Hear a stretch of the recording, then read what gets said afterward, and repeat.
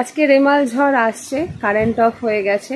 তো এরকম একটা এমবিএন্সে আপনারা বুঝতেই পারছেন একটু ভয় ভয়ের গল্প হলে খুব জমে যায়। তো আজকে সেই নিয়ে চলে এসেছি, কিন্তু গল্প হবে না, সেটা হবে সত্যি ঘটনা। তো সেটাই শেয়ার করবার জন্য আজকে এই ভিডিও। তো শুরু করা যাক।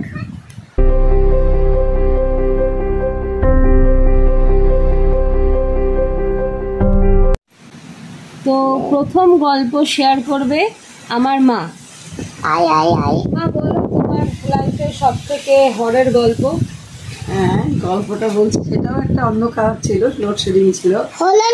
আমরা এরকম, আমার তখন বাচ্চা ছোট, সবে 8 মাস, এবং আমি একটা বাড়িতে ভাড়া থাকতাম, যে বাড়িটার সঙ্গে একটা ঘরের সঙ্গে একটা ঘরের কোনো লিঙ্ক ছিল না। তো এরকম হঠাৎ করে আমি বাচ্চাকে খাওয়াবো, বাচ্চাকে আমি দুধ রুটি মানে রুটি ভাত খাওয়াই না, ওই দুধ রুটি এইসব খাওয়াই। এই জন্য আমি রুটি করবার জন্য, যে আমার তো এখন ওই বাচ্চার বাবাও ঘরে ছিল না, এবং এমন একটা বাড়িতে ছিলাম যেখানে হ্যাঁ ভাড়া বিরাট ঘর, কিন্তু সেই ঘরের সঙ্গে একটা লিঙ্ক ছিল না। আর আশেপাশে হচ্ছে যারা থাকতো তারাও হচ্ছে কি সব ঘরে দরজা দিয়ে থাকতো, মানে কেউ কারোর সাথে কোনো না কারোর সঙ্গে কারোর সম্পর্ক ছিল না। তো এইরকম আমি দরজা দিয়ে আছি যে ওর বাচ্চার বাবা ফিরবে, তবে আমি ওর খাবারটা বানাতে যাব। দেরি দেখে আমি দরজাটা খুললাম। তো কটা বাজবে সেই সময়? তখন 8:30 9টা।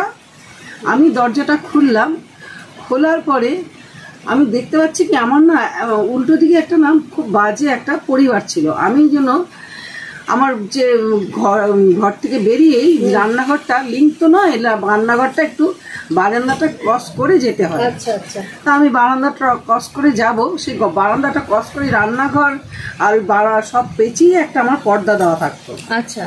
সেই পর্দা আমি বেরিয়েছি, দরজাটা খুলে একটা মোমবাতি জ্বালানো আমার বাচ্চার কাছে, মানে লোডশেডিং ছিল।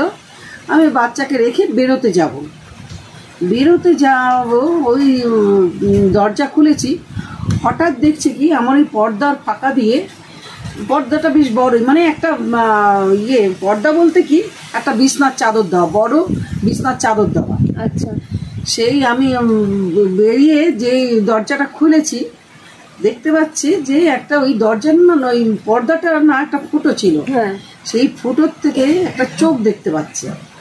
এই ব্যাপার হলো চোখ, তো আমার একটা মনের মধ্যে কেমন লাগলো। আমি তাড়াতাড়ি কি করলাম, যে চোখ যখন দেখলাম নিশ্চয়ই এর হাত পা আছে, আমি সেটা দেখবার চেষ্টা করলাম। মানুষ বুঝেছো একটা নিচে কেউ কি দিচ্ছে, কিন্তু তখন থেকে আমার একটা মনের মধ্যে একটা সেন্স কেমন যেন করছিল। তা আমি চোখটা দেখার পরে আমি তার কেন চোখ দেখলাম, আমি চেষ্টা করছি তার হাত পা দেখার জন্য। সে কোথায় আমি একটু আগালাম, এবং আমার এমনই আমার বাচ্চা ছোট, আর চারিদিকে কারোর সঙ্গে আমার মানে কোনো কথাবার্তা নেই, সম্পর্ক নেই। আমি কি করলাম, আমি তখন খুব ডেসপারেট হয়ে গেলাম, আমি একটা দুটো মানুষ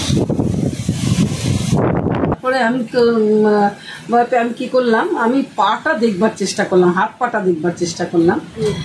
তারপরে কি করলাম, আমি একটু আগালাম, এবং হাতে একটা, আমার তখন বাচ্চা ছোট, আমি নিজের কথা ভাবি, আমি একটু ভীতু মানুষ, কিন্তু বাচ্চার কথা ভেবে আমি কি করলাম, একটা হাতে দা নিয়ে নিলাম।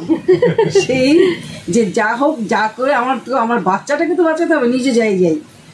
তা আমি কি করলাম, আমি ঘর থেকে বেরিয়ে একটু আগাতে যাচ্ছি, হঠাৎ করে দেখছি যে একটা পা, সেই পর্দাটা পুরোটাই হচ্ছে আটকানো, কিন্তু নিচ দিয়ে একটুখানি ফাঁকা ছিল, সেই ফাঁকার থেকে দেখতে পাচ্ছি একটা পা। আরো একটু আমার রহস্য মানে বেড়ে গেল, হ্যাঁ, ভয়টা আরো বেড়ে গেল। আমি দেখলাম পা, কিন্তু এরকম কেন আসছে। তারপরে আমি আর একটু আগালাম, এবং ওই আমার পর্দাটা ছিল একটা নারকেল গাছের সঙ্গে বাঁধা একটা দিক, আর একটা দিক ছিল সেই যে বাইরের যে ঘরটা, তার জানলায় আটকানো ছিল। আমি কি করলাম, আস্তে আস্তে আগাচ্ছি, হঠাৎ করে দেখছি কি সেই নারকেল গাছের ফাঁকা দিয়ে একজন কে বেরিয়ে যাচ্ছে, তখন কিন্তু আমার মধ্যে কোনো সেন্স ছিল না। আমি জিজ্ঞেস করছি, আমাদের পাশেই ছিল একজন ঋষি বলে, তার জামাইবাবু। আমি বারবার জিজ্ঞেস করছি, কিন্তু লোকটা কোথা দিয়ে এলো, কোথা দিয়ে যাচ্ছে আমি সেটা বুঝতে পারছি না। লোকটা কিভাবে যাচ্ছে সেটাও দেখতে পাচ্ছি না, আমার তখন মানে শরীরে সেন্স নেই। আমি কি করছি, আমি জিজ্ঞেস করছি ঋষির জামাইবাবু বলে পিছিয়ে যাচ্ছি। ও আমার দিকে তাকাচ্ছে না, এবং আমি এটাও খেয়াল করতে পারছি না যে সে কি মাটির উপর দিয়ে আসছে বা কিচ্ছু না, কি পড়া সেটাও না, দেখছি একজন হেঁটে যাচ্ছে। আমি বললাম কি যে কে ঋষির জামাইবাবু, উত্তর দিচ্ছে না। আমি তো এগিয়ে যাচ্ছি। এই গল্প বলতে বলতে আমার কিন্তু গায়ে একদম মানে শিহরণ জেগে যাচ্ছে। তারপরে আমি কি করলাম, পিছন যাচ্ছি। হঠাৎ করে দেখছি কি আমাকে বাইরে নিয়ে গিয়ে একটা ম্যানহোল ছিল, আর ম্যানহোল মানে কি বলবো, আমার ছেলে তখন চিৎকার করে উঠলো। আর বাচ্চাদের রূপটা ভগবানের রূপে থাকে, তো বাচ্চা কি করলো যে চিৎকার করলো, যে আমি তাড়াতাড়ি আমার সেন্সটা আসলো।